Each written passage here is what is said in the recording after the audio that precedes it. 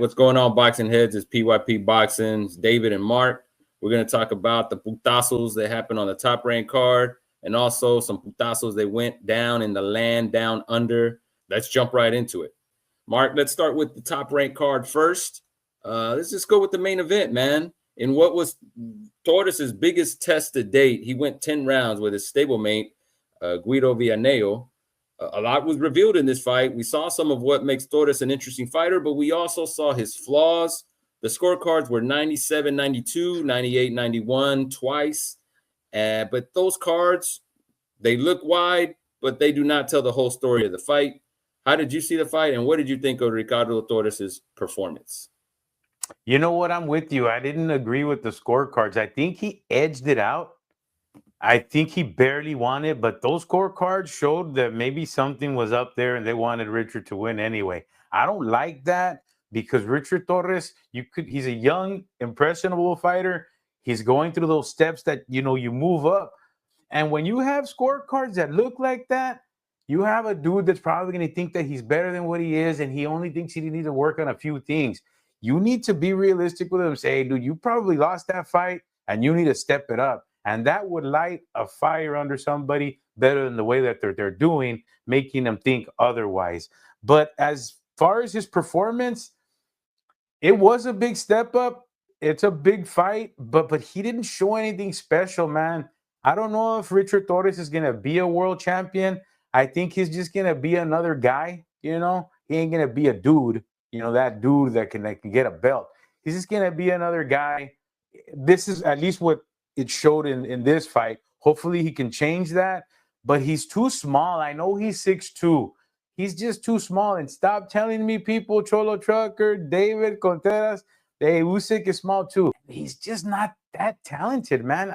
He's just a guy, and he's going to be a fun guy because he's marketable. I wasn't impressed. Yeah, Usyk is a smallish heavyweight, but he brings a lot more to make up for his size.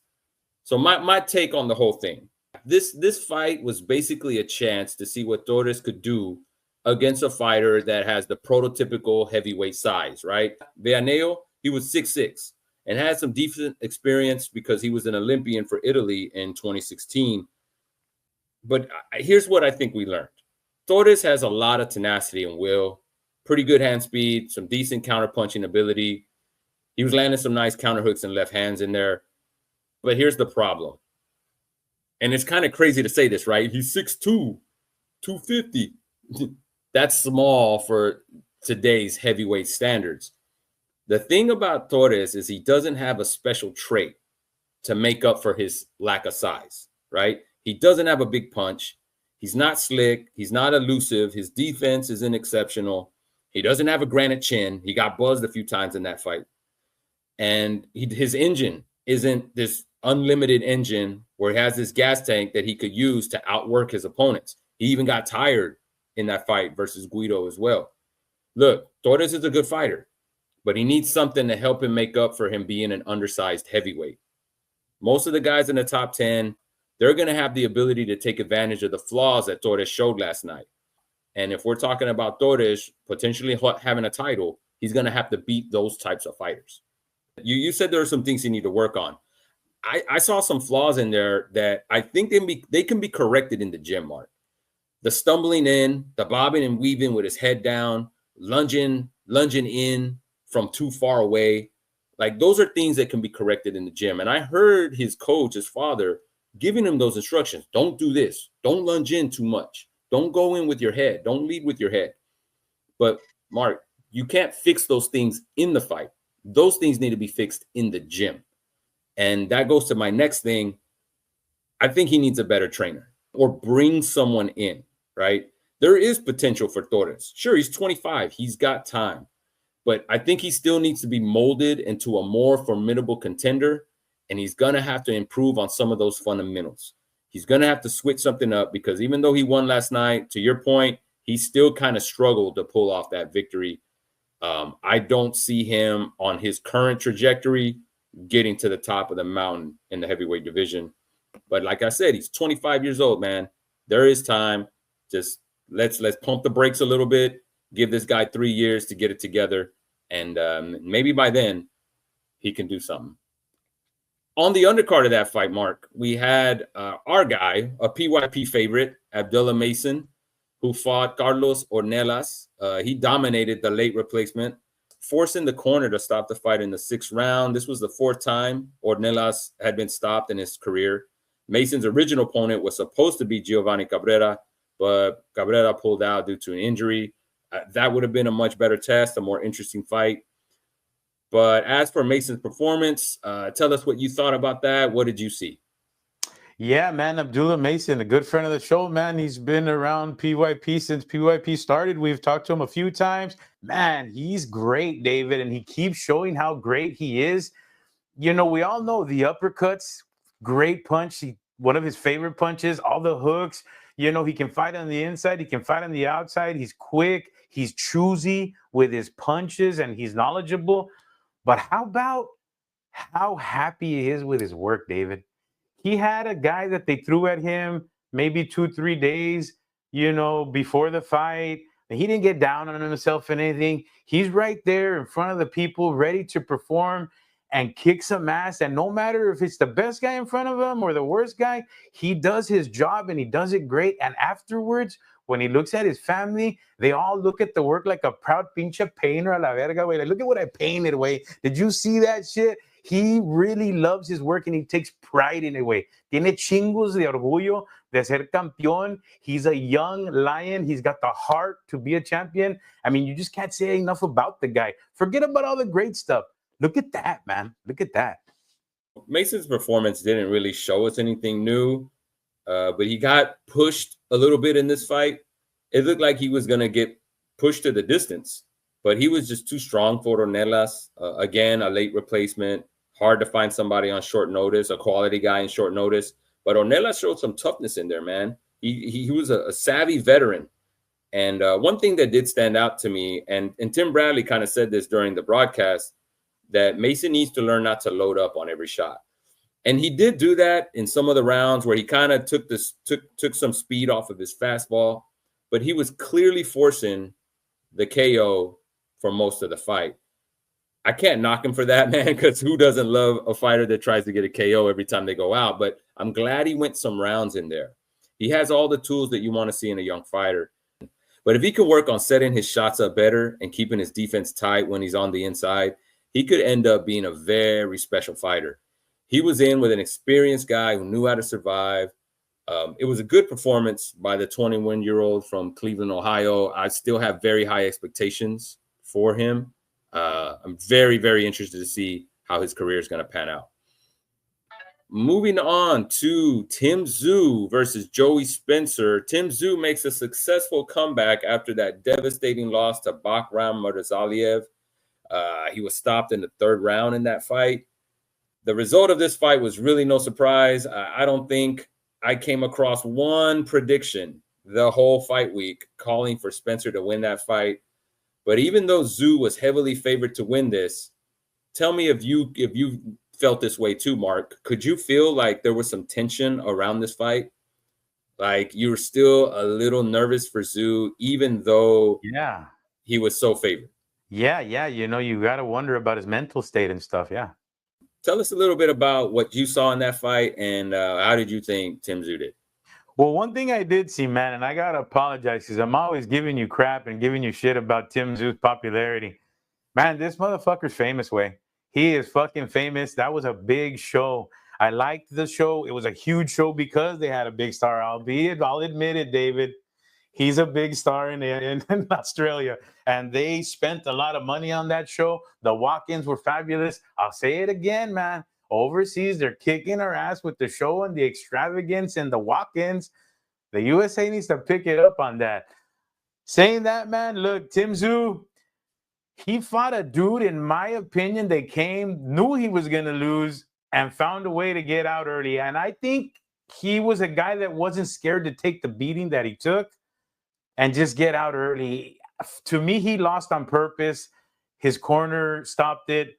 But, you know, me and you were discussing it earlier. The guy wasn't going to win anyway. Tim Tszyu is back as far as I was worried as how was he was if he was even going to be able to perform. He's taken a lot of licks, a lot of mental licks as well in the past few fights. Got cut crazy, and just had a lot of bad luck as well. So you had to wonder if he was going to be able to bounce back mentally and even being able to perform after that last performance with the gentleman that you mentioned that he lost to. And he did. And he looked pretty good, but it was against the guy que no mames, dude. And I was watching it, David, and there's still some people out there. I was watching the live on Cholo Trucker's Party Live. He had a Tim Tszyu, and it was fun. I was watching it. He calls a great fight, man. He's my fight calling partner. We'll be calling fights in the future. How you doing, Cholo? But holy Shout shit, out to David, Cholo. when Tim Tszyu won, this guy would have, I mean, you would have thought the Dodgers won the World Series way. This guy was fucking happy. He's back. I told you he is all the way back. Calm down, Cholo. He's going to meet Virgil and it'll all be over. That may be. And you know, I'm a fan of Tim Tszyu myself. I was telling you about him, you know, long before he even came to the States. I thought he looked good. He still had that look of confidence. He was more relaxed and methodical like his previous performances before Murtazaliev. He also brought out a little hand speed. He was throwing some flurries in there, and he overwhelmed Spencer, and that's what ended up forcing the corner to stop the fight. So I like seeing that from Tim Tszyu. But if I had to talk about something that kind of still worries me, he needs to show more head movement, man. The way when he comes and stalks his opponents, he just doesn't really move his hand. He's just trying to catch shots with his gloves. I'd like to see more head movement from him. That's going to be a big issue when he faces someone that's willing to trade with him and that could time him when coming in. Now, what's next for Tszyu? I like the Thurman fight now. Thurman showed he still has a little tread on his tires in his last fight. You know, let's not get it twisted. Thurman's still a shell of his former self, but I think he's the right fight for Tim Tszyu at this point.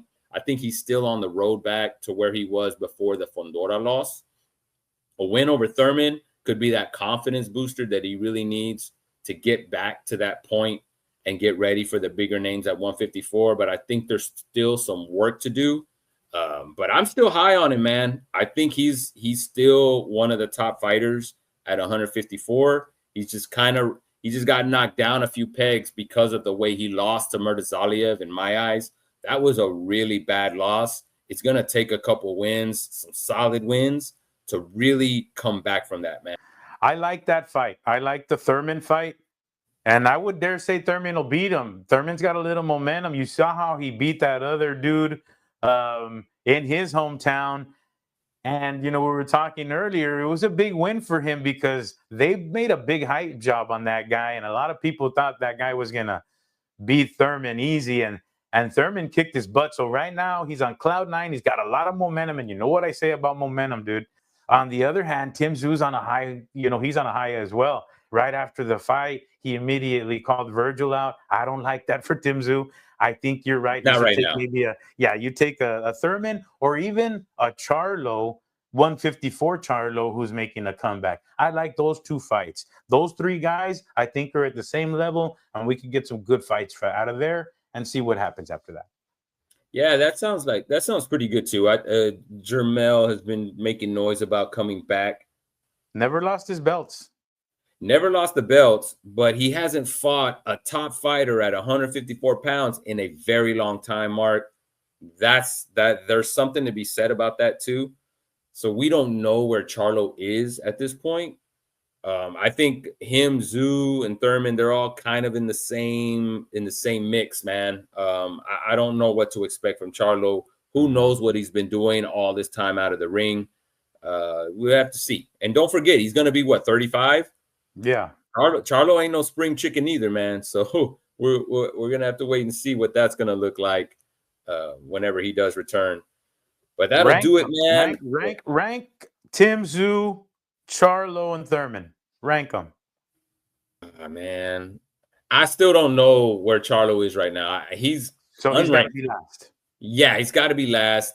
It's Tszyu, Thurman, and then Charlo, which sounds kind of crazy to me because I never would have ranked Thurman over Charlo, but just because Charlo's been out so long. I like it. You think the same? Yeah, I mean, because I'm a Charlo guy, but we haven't seen him in 2 years. But I mean, I'll be rooting for Charlo. As you always will be. Well, Mark, that was it, man. It was a good weekend of fights. Again, thanks everybody for tuning in. Go ahead and drop a comment. Let us know what you would like to see next for Tim Tszyu, Abdullah Mason, or even Ricardo Torres. What did you think of the fights? Hit us up on the comments. We'll be sure to reply to you guys. And thanks for tuning in. We'll see you on the next one. Peace out.